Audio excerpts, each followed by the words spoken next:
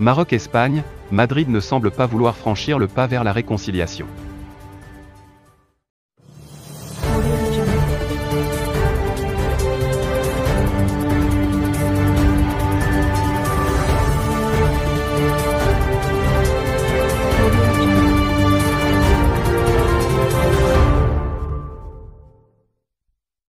Si l'on s'en tient à la presse espagnole, l'Espagne a toujours une dent envers le Maroc malgré des gestes et paroles dits de bonne volonté du roi Philippe VI.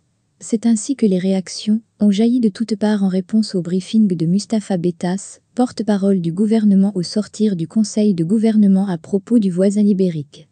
Lors de son point de presse, Bettas avait indiqué que concernant l'Espagne, le roi Mohamed VI a évoqué, lors de son discours à l'occasion du 68e anniversaire de la Révolution du roi et du peuple, l'importance des relations stratégiques entre Rabat et Madrid. L'Espagne a exprimé son ambition, mais pour qu'elle soit consolidée, nous avons besoin de beaucoup de clarté. Pour EFE, agence de presse, le Maroc a cru bon d'accroître la pression sur l'Espagne pour qu'elle modifie sa position avec le Sahara. Après toute une semaine au cours de laquelle le gouvernement avait envoyé divers messages à Rabat pour faire avancer la réconciliation entre les deux pays, qui permettrait de clore la crise ouverte en mai dernier.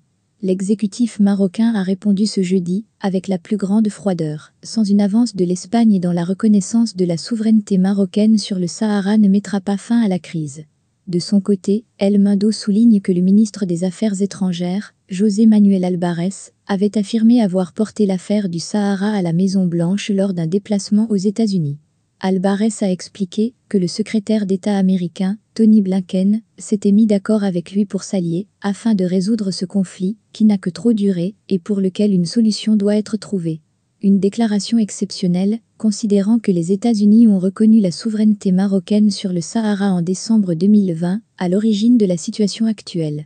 Mais officiellement tout cela n'est que foutaise car, le département d'État américain publiait, après que le ministre espagnol des Affaires étrangères se soit pourfendu en faux, les allocutions de Blinken et Albares lors du pré-briefing, leur dite réunion, et il n'était nullement question. Les sujets abordés furent l'organisation du traité de l'Atlantique Nord, la Russie, l'Ukraine, le Sahel et l'Europe, mais sans mentionner la question du Sahara. Ce qui a fait dire à nombre de politologues spécialisés dans la question du Sahara, dont Tagedine Husseini, que l'Espagne via Albares voulait profiter de la tension entre les États-Unis et la Russie dans la crise ukrainienne pour faire avancer ses pions en faveur de l'Algérie et du Polisario.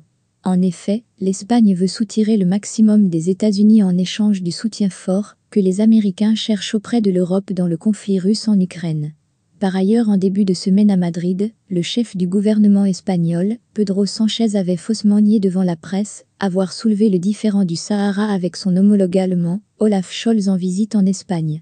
Mercredi soir, le chef du gouvernement marocain, Aziz Akanouche, avait bien exposé la position de Rabat quant à son Sahara, demandant à tous ceux qui veulent être les alliés du Maroc, fidélité à la cause nationale du Sahara, donnant au passage l'exemple de l'Allemagne.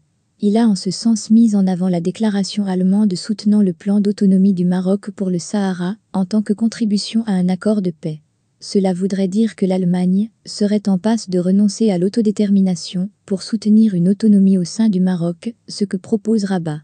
A priori, l'Espagne ne semble pas encore disposée à franchir le pas, car si l'on en croit El Mundo, le pas de renoncer à l'autodétermination du peuple sahraoui pour soutenir l'autonomie au sein du Maroc est celui que l'Espagne ne franchit pas et, selon la version officielle du gouvernement, n'entend pas franchir.